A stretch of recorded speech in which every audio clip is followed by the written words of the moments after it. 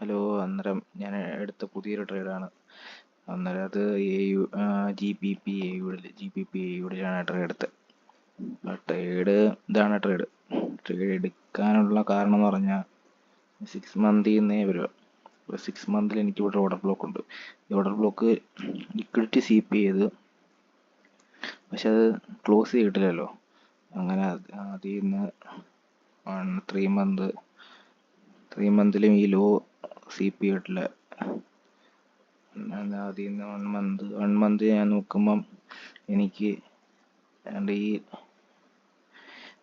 ഈ ക്യാൻഡില് ഇതിൻ്റെ താഴെ ക്യാൻഡിൽ ക്ലോസ് തന്നിട്ടുമില്ല. അങ്ങനെ ഞാൻ വീക്കിലിയിൽ ഈ ഒരു ഓർഡർ, അപ്പം അത് വെച്ച് വീക്കിലിയിൽ ഈ ഒരു ഓർഡർ ബ്ലോക്ക് അവിടുന്ന് ഡെയിലിയിലാണ് ഈ ട്രേഡ് വരുന്നത്. അങ്ങനെയാണ് ഈ ട്രേഡ് എടുത്തത്.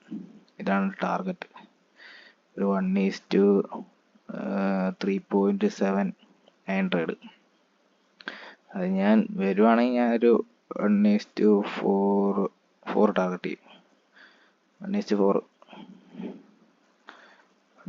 ഞാൻ ടാർഗറ്റ് ചെയ്യും വരുവാണെങ്കിൽ. അപ്പം വേറെ ഒന്നുമില്ല, ഈ ഒരു ട്രേഡ് മാത്രമേ ഉള്ളൂ. വേറെ ട്രേഡ് ഞാൻ നോക്കുവാണെങ്കിൽ GBP SISL, അതിൽ ഞാൻ ഇവിടെ ഒരു ട്രേഡ് നോക്കുന്നുണ്ട്. അതുപോലെ യൂറോ SISL ഇവിടെ ഒരു ട്രേഡ് നോക്കുന്നുണ്ട്. അതുപോലെ ഓസ്ട്രേലിയൻ ഡോളറിൽ ഇവിടെ ട്രേഡ് നോക്കുന്നുണ്ട്. അതുപോലെ ഓസ്ട്രേലിയൻ JPY ഇവിടെ ഒരു ട്രേഡ് ഈ ഓർഡർ ബ്ലോക്കിൽ.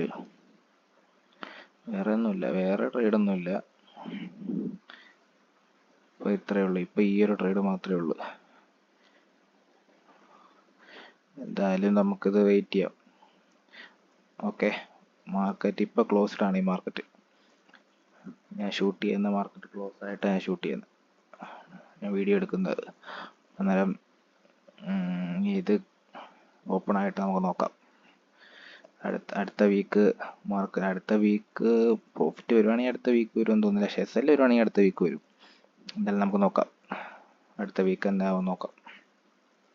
നമുക്ക് നല്ലൊരു റിയാക്ഷൻ കിട്ടിയിട്ടുണ്ട്. ഈ ട്രേഡ് ചെയ്യുന്ന നല്ല റിയാക്ഷൻ കിട്ടിയിട്ടുണ്ട്. ഇനി എനിക്ക് ഈ റിയാക്ഷൻ സസ്റ്റെയിൻ ചെയ്യാൻ നോക്കണം. ഇനി ഡേ ക്ലോസ് ചെയ്യാൻ ഏതാണ്ട് 4.5 മണിക്കൂറേ ഉള്ളൂ. ഈ 4.5 മണിക്കൂർ കൊണ്ട് തിരിച്ചു വരുമെന്ന് തോന്നുന്നില്ല. അന്നേരം നമുക്ക് നോക്കാം. പിന്നെ അതുപോലെ തന്നെ ഇവിടെ ഒരു സിംഗ്ലോ ക്രിയേറ്റ് ചെയ്തിട്ടുണ്ട്. ക്യാൻഡിൽ 1, ക്യാൻഡിൽ 2, ക്യാൻഡിൽ 3 ഒരു സിംഗ്ലോ ക്രിയേറ്റ് ചെയ്തിട്ടുണ്ട്. അപ്പം വരുമെന്നാണ് എൻ്റെ ഒരു വിശ്വാസം. അപ്പം നല്ലൊരു ബുള്ളിഷ് ക്ലോസ് വന്നു കഴിഞ്ഞാൽ പിന്നെ എനിക്ക് ഈ ഒരു ഹൈ വരും, ഈ ഒരു ടാർഗറ്റ് വരും എന്നൊരു വിശ്വാസം വരുന്നുണ്ട്. എന്നും പറഞ്ഞത് വരുത്തില്ലെന്ന്, എന്നും പറഞ്ഞ് SL അടിക്കത്തില്ല എന്നല്ല, നമുക്ക് അവിടെ ഒരു വിശ്വാസം വരുമെന്നുള്ള. നമുക്ക് നോക്കാം. വേറെ ട്രേഡ് ഇപ്പോൾ നോക്കുവാണെങ്കിലും ഇതിനകത്ത് GBP SISL ഞാനിവിടെ ട്രേഡ് നോക്കുന്നുണ്ട്. GBP SISL അതുപോലെ യൂറോ SISL ഇവിടെ നോക്കുന്നുണ്ട്. പിന്നെ അതുപോലെ ഓസ്ട്രേലിയൻ ഡോളറിൽ, അതുപോലെ ഓസ്ട്രേലിയൻ JPY ഈ ഒരു ലെവലിൽ, ഈ ഒരു പോയിന്റ് ഓഫ് ഇൻട്രസ്റ്റിൽ അത്രയേ ഉള്ളൂ. ആ ഒരു ട്രേഡുകളേ ഉള്ളൂ ഞാനിപ്പോൾ നോക്കുന്നത്. അപ്പം ഈ ഒരു ട്രേഡ് പ്രോഫിറ്റ് വരും എന്നൊരു കാരണം കഴിഞ്ഞ വട്ടം ഇതുപോലെ തന്നെ ആയിരുന്നു. കഴിഞ്ഞ വട്ടം നമ്മുടെ റിയാക്ഷൻ വന്നു, നേരെ തിരിച്ച് വരായിക്കൊന്നുമില്ല. ഞാൻ ഈ ഒരു റിയാക്ഷൻ വന്നപ്പോൾ ഞാൻ വിചാരിച്ചത് പോകുമെന്ന്. ഓക്കെ, ഇത് പോകുമെന്ന് വിചാരിച്ചു. പക്ഷെ അതേപോലെ തിരിച്ചു വന്നു SL അടിച്ചു. വീക്കിലി നമുക്ക് നോക്കുവാണെങ്കിൽ വീക്കിലി ഈ ഒരു ഓർഡർ ബ്ലോക്കിൽ നിന്ന്, പക്ഷെ ഈ ഒരു ഓർഡർ ബ്ലോക്ക് എടുത്ത് തിരിച്ചു പോകുമോ എന്നുള്ളതാണ് എൻ്റെ ഒരു ഡൗട്ട് ഇപ്പം. നമുക്ക് നോക്കാം.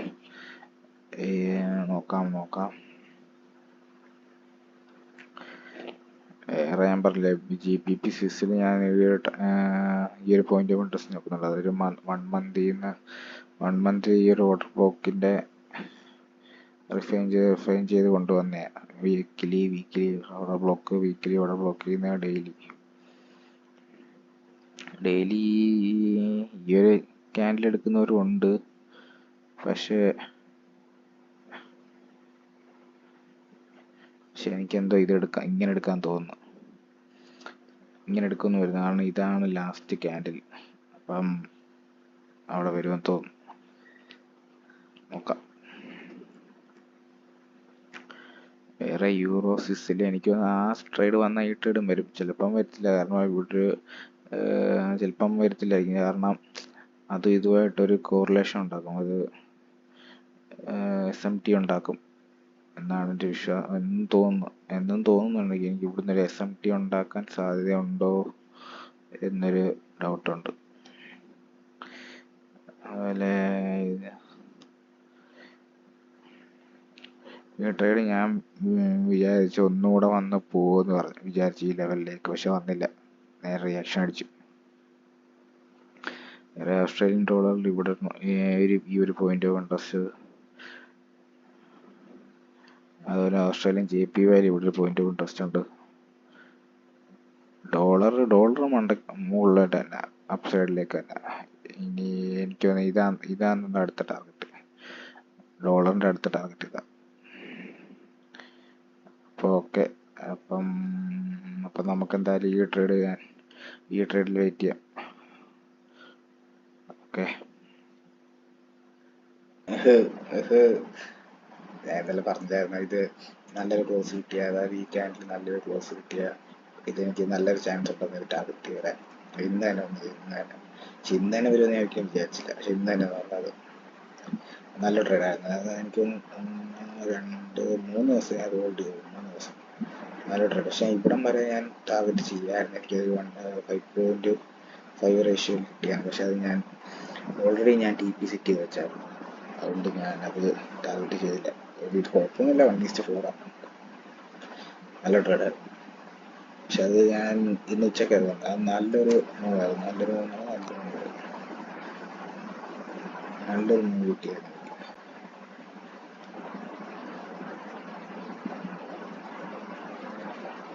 അതുപോലെ പക്ഷേ ഈ ട്രേഡ് ഞാൻ ഓൾറെഡി വിചാരിച്ചത് എനിക്ക് വലിയ അത്ര ചാൻസ് ഇല്ലെന്ന് ഞാൻ വിചാരിച്ച ട്രേഡാണ് പ്രോഫിറ്റ് വരാൻ. അങ്ങനെ എനിക്ക് തോന്നിയായിരുന്നു. പക്ഷെ ഞാനതങ്ങെടുത്ത് എടുക്കാന്നുള്ള മൈൻഡിൽ എടുത്തതാണ്. സെയിം റിസ്ക് തന്നെ. റിസ്ക്കും കുറച്ചില്ല, റിസ്ക് ചിലപ്പോൾ ഞാൻ കുറയ്ക്കുന്നതായിരുന്നു. പക്ഷെ ഞാൻ അതും കുറച്ചില്ല, ഞാൻ ട്രേഡ് എടുത്തു. അതിന് പ്രോഫിറ്റ് വന്നു.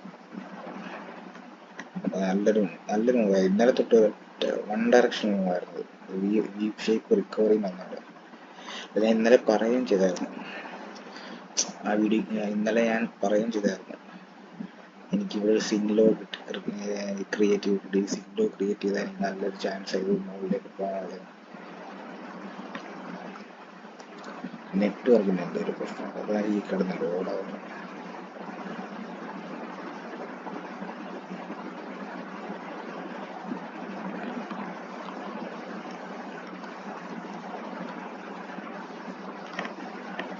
ഈ സിംഗ്ലോ കിട്ടിയപ്പോഴേ എനിക്ക് പ്രതീക്ഷ ഉണ്ടായിരുന്നു നല്ല രീതിയിൽ പോകും. ആഡ് ചെയ്യാനുള്ള ഒരു ഓപ്ഷൻ ഉണ്ടായിരുന്നു. 4 ഹവറിലുണ്ടെങ്കിൽ 4 ഹവറിലില്ല അങ്ങനെ. അപ്പോൾ ഓക്കെ, നല്ലൊരു ട്രേഡായത്. നമുക്ക് വേറെ ട്രേഡൊക്കെ നോക്കുകയാണെങ്കിൽ വേറെ ട്രേഡൊക്കെ ഉണ്ട്, നല്ല ട്രേഡൊക്കെ ഉണ്ട്. നെറ്റ്വർക്കിൻ്റെ ഒരു പ്രശ്നമാണ്.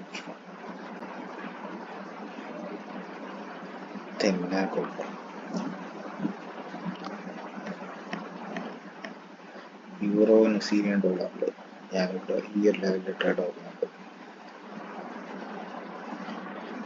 ഈ ഒരു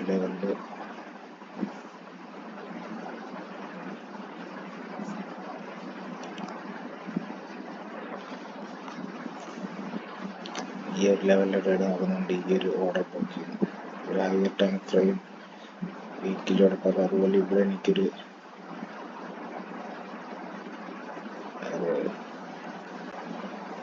ബ്രേക്ക്ഫാസ്റ്റ് ഉണ്ട് ഇവിടെ.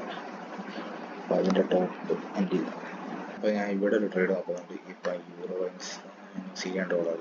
ഇത് ഹയർ ടൈം ഫ്രെയിം ഈ ഓർഡർ ബുക്ക് ഈ ഓർഡർ ബുക്ക് അവിടുന്ന് വീക്കിലി ആ ഈ order book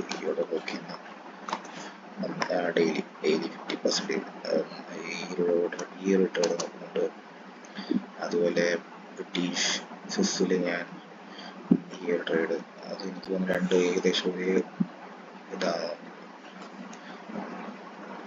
euro Australian dollar, അതുപോലെ യൂറോ ബ്രിട്ടീഷ് സ്വിസ്സിൽ ഈ ഒരു ട്രേഡ്, അതുപോലെ യൂറോ സ്വിസ് ഫ്രാൻസിലും ഈ ഒരു ട്രേഡ് ഇവിടെ ഈ ഒരു ഇൻട്രസ്റ്റിൽ.